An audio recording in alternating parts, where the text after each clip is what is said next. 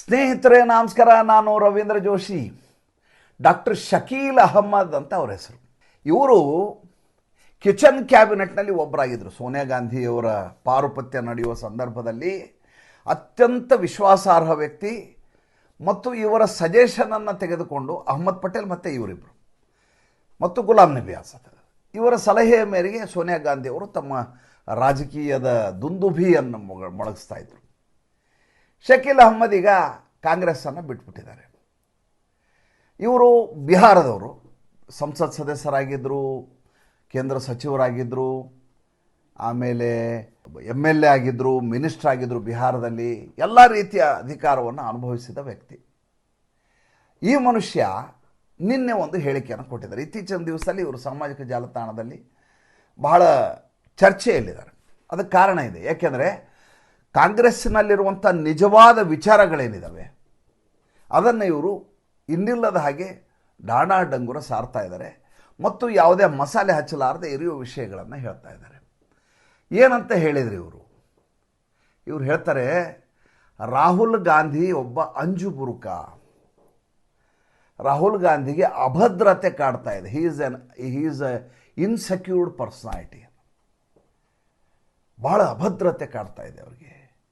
ಏನು ಹಂಗಂದ್ರೆ ಅಂತ ಕೇಳಿದ್ರೆ, ಏನು ಹಂಗಂದ್ರೆ ಅಂದರೆ ಅವರು ಅಂಜುಬುರುಕ, ಎದುರಿಸುವ ಶಕ್ತಿ ಇಲ್ಲ, ಕಿರ್ಚಾಡ್ತಾರೆ, ಒಳಗೆ ಏನು ದಮ್ಮಿಲ್ಲ. ಅವರ ಮನೋಭಾವ ಹೇಗಿದೆ?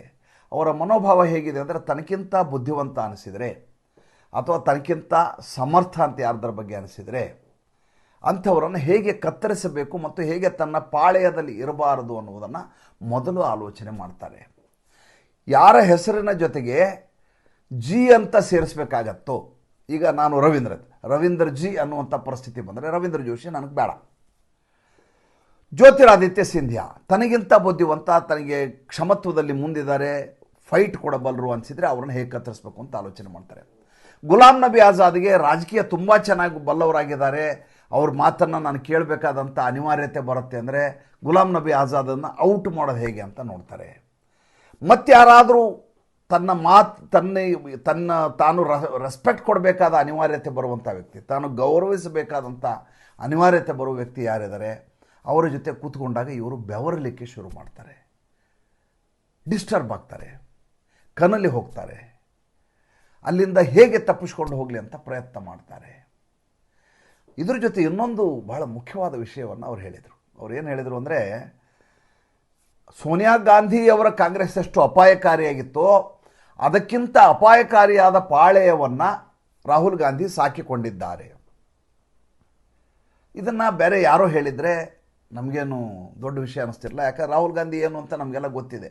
ಇದು ಯಾವುದೂ ಕೂಡ ನಮಗೆ ರೋಮಾಂಚನ ಉಂಟು ಮಾಡುವುದಾಗಲಿ, ಹೌದಾ ಅಂತ ಆ ಅಚ್ಚರಿಯನ್ನು ಉಂಟು ಮಾಡೋದಾಗಲಿ ಆಗಂಗಿಲ್ಲ. ರಾಹುಲ್ ಗಾಂಧಿ ಬಗ್ಗೆ ಏನು ಹೇಳಿದ್ರು ಭಾಳ ಕಡಿಮೆ ಹೇಳಿದ್ದಾರೆ ಇವರು ಅನ್ಸತ್ತೆ. ಆತ ಭಾಳ ಅಂದರೆ ಶಬ್ದಗಳನ್ನು ಭಾಳ ಪೋಣಿಸಿ ಹುಡುಕಿ ಮಾಡಿ ಜವಾಬ್ದಾರಿಯುತವಾಗಿ ಮತ್ತು ಎಲ್ಲಿಯೂ ಅವಾಚ್ಯ ಆಗಲಾರ್ದಂಗೆ ಹೇಳಿದ್ದಾರೆ ಅಂತ ನಮಗನ್ಸತ್ತೆ. ಹೇಳಬೇಕಾದಂಗೆ ಹೇಳಿಲ್ಲ ಇವರು ಅಂತ. ಮಜಾ ಅಂದರೆ ಹೀಗೆ ಹೇಳಿದ ವ್ಯಕ್ತಿ ಏನಾದರೂ ಅದಕ್ಕೆ ಲಾಭ ಇರಬೇಕಲ್ಲ. ಅವ್ರಿಗೆ ಏನು ಲಾಭ ಇರಬೇಕು? ಒಂದು, ಅವರು ರಾಜಕೀಯವಾಗಿ ಬೇರೆ ಯಾವುದಾದ್ರೂ ಪಕ್ಷಕ್ಕೆ ಹೋಗ್ಬೇಕಾದ್ರೆ ರಾಹುಲ್ ಗಾಂಧಿನ ಬೈದು ಹೋಗಬೇಕು, ಅಥವಾ ತಾವೇ ಇನ್ನೊಂದು ಹೊಸ ಪಕ್ಷ ರಚನೆ ಮಾಡುವಾಗ ತನ್ನ ಹಿಂದಿನ ಪಕ್ಷದಲ್ಲಿ ಇಷ್ಟೆಲ್ಲ ಅಧ್ವಾನ ಇತ್ತು, ಅದಕ್ಕೆ ಬಿಟ್ಟು ನಾನು ಸ್ವಂತ ಪಕ್ಷ ಮಾಡಿದೆ ಅಂತ ಗೂಬೆ ಕೂರಿಸಿ ಹೋಗಬೇಕು. ಅಥವಾ ತನ್ನ ಕುಟುಂಬದ ಯಾವುದಾದ್ರೂ ಸದಸ್ಯರನ್ನ ರಾಜಕೀಯಕ್ಕೆ ತರೋದಿದ್ದರೆ ಬೇರೆ ಪಕ್ಷದಲ್ಲಿ ಅವ್ರಿಗೆ ಸ್ಥಾನಮಾನ ಕಲ್ಪಿಸಬೇಕಾದ್ರೆ ಇಲ್ಲಿರುವಂಥವ್ರನ್ನ ಬೈದು ಆತ ಸೇರ್ಕೋಬೇಕು. ಈ ಮೂರೂ ಕ್ಯಾಟಗರಿಗೆ ಈ ಮನುಷ್ಯ ಬರೋದಿಲ್ಲ. ಏನು ಹಂಗಂದರೆ, ಇವರು ಕಾಂಗ್ರೆಸ್ಸನ್ನು ತೊರೆಯುವಾಗ ಒಂದು ಮಾತು ಹೇಳಿದರು. ಇವರು ಏನಂತ ಹೇಳಿದರು ಅಂದರೆ, ನಾನು ಕಾಂಗ್ರೆಸ್ಸಿನಿಂದ ಹೊರ ಬರ್ತಾ ಇದ್ದೀನಿ, ಅಲ್ಲಿರುವಂಥ ವಾತಾವರಣ ನನಗೆ ಸರಿ ಹೋಗ್ತಾ ಇಲ್ಲ. ಯಾಕೆ ಅಂದರೆ ಯಾರು ಲೋಕಸಭಾ ಚುನಾವಣೆ, ರಾಜ್ಯಸಭಾ ಚುನಾವಣೆ, MLA ಚುನಾವಣೆ, ಯಾವ ಚುನಾವಣೆಯಲ್ಲಿಯೂ ಸೆಣಸಿಲ್ಲವೋ ಅವರು ರಾಹುಲ್ ಗಾಂಧಿಯ ಗುರುವಾಗಿ ಕೂತಿದ್ದಾರೆ. ಅವರಿಗೆ ರಾಜಕೀಯ ಹಿನ್ನೆಲೆಯೇ ಇರಲಾರ್ದ ವ್ಯಕ್ತಿಗಳು ಮತ್ತು ಜನರ ಮಧ್ಯೆ ಹೋಗಿ ಸಂಘಟನೆಯನ್ನು ಮಾಡಿಲ್ಲ, ಜನರ ಬಳಿ ಮತ ಕೇಳಿಲ್ಲ, ಚುನಾವಣೆಯನ್ನು ಎದುರಿಸಿಲ್ಲ, ಅಂಥವ್ರನ್ನ ಜೊತೆಗಿಟ್ಕೊಂಡು ಓಡಾಡ್ತಾ ಇದ್ದಾರೆ ಅವರು. ಇಂಥವರ ನೇತೃತ್ವದಲ್ಲಿ ನಾನು ಕಾಂಗ್ರೆಸ್ಸಿನಲ್ಲಿ ಇರಲಿಕ್ಕೆ ಸಾಧ್ಯ ಇಲ್ಲ. ಒಂದನೇದು ಪಾಯಿಂಟ್. ಎರಡನೇ ಪಾಯಿಂಟ್, ಹಾಗಂತ ನಾನು ಬೇರೆ ಪಕ್ಷವನ್ನು ಸೇರ್ತಾ ಇಲ್ಲ. ಅಂದರೆ ಇಲ್ಲಿ ಬಿಟ್ಟು BJPಗೋ ಸಮಾಜವಾದಿ ಪಾರ್ಟಿಗೋ ಹೋಗ್ತಾ ಇಲ್ಲ ನಾನು. ಹಾಗಾದರೆ ಏನು ಮಾಡ್ತಾ ಇದ್ದೀನಿ? ನಾನು ರಾಜಕೀಯದಿಂದ ನಿವೃತ್ತನಾಗ್ತಾ ಇದ್ದೀನಿ. ಅಲ್ಲಿಗೆ ಈ ಮನುಷ್ಯ ಹೇಳಿದ ಮಾತು ಸ್ಪಷ್ಟವಾಗಿ ಅರ್ಥ ಆಗ್ತಾ ಇದೆ. ಈತ ತನ್ನ ಮನದಾಳದಲ್ಲಿರುವಂಥ ಮಾತನ್ನು ಹೊರಗಡೆ ಹಾಕಿದ್ದಾರೆ. ಮೊನ್ನೆ ಉತ್ತರಾಖಂಡ್ ಮತ್ತು ಹರಿಯಾಣದ ಚುನಾವಣೆಗೆ ಸಂಬಂಧಪಟ್ಟ ಉತ್ತರಾಖಂಡ್ ಮತ್ತು ಹರಿಯಾಣದ ಸಂಘಟನೆಗೆ ಸಂಬಂಧಪಟ್ಟ ಹಾಗೆ ರಾಹುಲ್ ಗಾಂಧಿ ಸಭೆ ಮಾಡಿದರು, ಕಾರ್ಯಕರ್ತರ ಸಭೆ. ಆ ಸಭೆಯಲ್ಲಿ ಒಂದು ಮಾತು ಹೇಳಿದರು, ಅದನ್ನು ನೀವು ದಯವಿಟ್ಟು ಜೀವನದಲ್ಲಿ ಮರಿಬಾರ್ದು. ರಾಹುಲ್ ಗಾಂಧಿ ಹೇಳಿದ ಮಾತು ಅವರ ಮನಸ್ಥಿತಿಯನ್ನು ನಿಮಗೆ ಅರ್ಥ ಮಾಡಿಕೊಡುತ್ತೆ ಸ್ವಾಮಿ. ಏನಂತ ಹೇಳಿದರು ಅವರು? ಈ ದೇಶದಲ್ಲಿ ಮೊಘಲರೇ ಬಿಟ್ಟು ಹೊರಟು ಹೋದರು, ಬ್ರಿಟಿಷರೇ ಹೊರಟು ಹೋದರು, BJP ಎಷ್ಟು ವರ್ಷ ಇರುತ್ತೆ, ನರೇಂದ್ರ ಮೋದಿ ಎಷ್ಟು ದಿವಸ ಇರ್ತಾರೆ, ಒಂದಿಲ್ಲ ಒಂದು ದಿವಸ ನಮ್ಮ ಪಾಳಿ ಬಂದೇ ಬರುತ್ತೆ ಅಂತ ಹೇಳಿದರು. ಕಾರ್ಯಕರ್ತರಿಗೆ ಹುರಿದುಂಬಿಸುವ ಶೈಲಿ ಇದು ರಾಹುಲ್ ಗಾಂಧಿದು. ಆತನ ಮಾನಸಿಕ ಸ್ಥಿತಿಯನ್ನು ನೋಡಿ ಮತ್ತು ಈತನಲ್ಲಿರುವಂಥ ಹೋರಾಟದ ಕಿಚ್ಚನ್ನು ನೋಡಿ. ಮೊದಲನೇದಾಗಿ ಮೊಘಲರು ಇಲ್ಲಿಂದ ಓಡಿ ಹೋಗಲಿಲ್ಲ, ಅವ್ರನ್ನ ನಾವು ಓಡಿಸ್ಲಿಲ್ಲ ದೇಶದಿಂದ. ಅವರು ಇಲ್ಲೇ ಸತ್ತು ಹೋದರು, ಇಲ್ಲೇ ಗೋರಿಗಳಾಗಿ ಅಲ್ಲೆಲ್ಲೆಲ್ಲಿ ಗೋರಿಗಳು ಉಳ್ಕೊಂಡಿದ್ದವರು. ಕಂಡಲ್ಲಿ ಅವರ ಕುಟುಂಬದವರು ಇದ್ದಾರೆ, ಅವರು ಗೋರಿಗಳಿದ್ದಾವೆ, ಉಳಿದವರೆಲ್ಲ ಸೋತು ಸುಣ್ಣಾಗಿ ಹೋಗಿದ್ದಾರೆ. ಎರಡನೇದು ಬ್ರಿಟಿಷರು ಹೆದರಿ ಓಡಿ ಹೋದರು ಅಂತ ಈತ ಹೇಳೋದೇನಿದೆಯಲ್ಲ, ಬ್ರಿಟಿಷರಿಂದ ಹಸ್ತಾಂತರ ಮಾಡಿಸ್ಕೊಂಡದ್ದು ನಾವು ಆ ಸಂದರ್ಭದಲ್ಲಿ ಸಂಧಾನ ಮಾಡ್ಕೊಂಡಿವರು ಜವಾಹರ್ಲಾಲ್ ನೆಹರು. ಇನ್ನು ಓಡಿ ಹೋಗ್ತಿದ್ದ ಅವರಿಂದ ಯಾರು 1943ರಲ್ಲಿ ಯಾವ ಅಂಡಮಾನ್ನಲ್ಲಿ ಧ್ವಜವನ್ನು ಹಾರಿಸಿದ್ರಲ್ಲ ನೇತಾಜಿ, ಅವ್ರಿಗೆ ಹೆದರ್ಕೊಂಡು ಅವರು ಸರ್ಕಾರ ಮಾಡಲಿಕ್ಕೆ ನಮ್ಗೆ ಅವಕಾಶ ಮಾಡಿಕೊಟ್ರು. ಬಿಟ್ಟರೆ ಬ್ರಿಟಿಷರಿಗೆ ನೀವು ನರೇಂದ್ರ ಮೋದಿನ ಮತ್ತು ಭಾರತೀಯ ಜನತಾ ಪಾರ್ಟಿನ ಕಂಪೇರ್ ಮಾಡಲಿಕ್ಕಾಗೋದಿಲ್ಲ. ಬ್ರಿಟಿಷರು ಇಂಗ್ಲೆಂಡ್ನಿಂದ ಬಂದವರು, ನರೇಂದ್ರ ಮೋದಿ ಇಲ್ಲೇ ಹುಟ್ಟಿ ಇಲ್ಲೇ ವಾಡ್ನಗರದಲ್ಲಿ ಇದ್ದು ಬೆಳೆದು ಬಂದಂಥ ಮನುಷ್ಯ. ಇವರು ಹೊರಟು ಹೋಗ್ತಾರೆ ಅಂದರೆ ಎಲ್ಲಿಗೆ ಹೋಗ್ತಾರೆ? ನರೇಂದ್ರ ಮೋದಿ ಭಾರತೀಯ ಜನತಾ ಪಾರ್ಟಿ ಎಲ್ಲಿ ಹೊರಟು ಹೋಗುತ್ತೆ?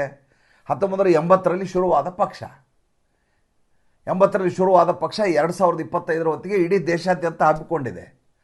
ಕಾಲದಿಂದ ಕಾಲಕ್ಕೆ ಒಂದೋ ಊರ್ಧ್ವಮುಖಿಯಾಗಿ ಹೆಚ್ಚು ಸ್ಥಾನವನ್ನು ಹೆಚ್ಚು ರಾಜ್ಯಗಳಲ್ಲಿ ಆಡಳಿತ ಮಾಡ್ಬೋದು, ಇಲ್ಲ ಅಂದರೆ ನಿಧಾನಕ್ಕೆ ಕಡಿಮೆ ಆಗ್ತಾ ಬರೋದು. ಪಕ್ಷ ಇಲ್ಲಿದ್ದೇ ಇರುತ್ತೆ, ಹೋರಾಟ ಮಾಡೇ ಮಾಡುತ್ತೆ.